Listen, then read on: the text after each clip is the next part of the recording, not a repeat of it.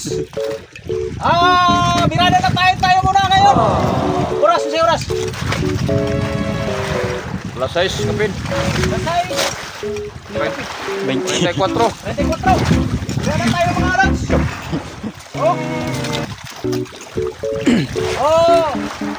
Sa gingon nila kakanan. Kita kabalo mo bira, kabaloy. Kita kanan kabalo mo bira. Pero ang problema, kung saan pagpakuha. What?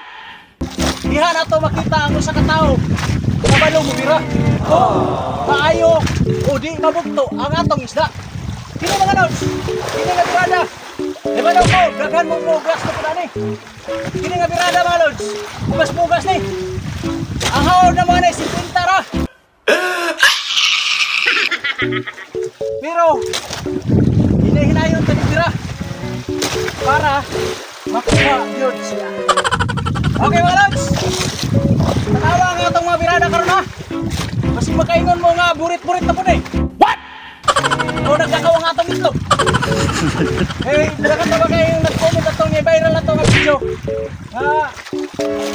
Katong 1.7 million views. Ang may comment ito, buritong kay Kalons. What?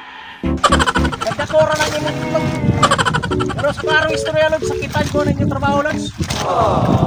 Gini, makitaon ka mo kung sa kanakaw ng istaan eh. Okay. Good.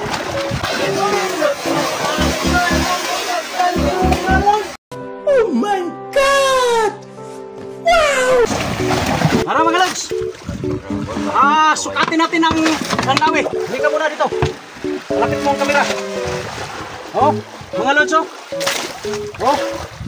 ang haba ng lawi ng ating tuna. Okay, thank you for watching. Bye! Shout out dyan sa taga Jinsan.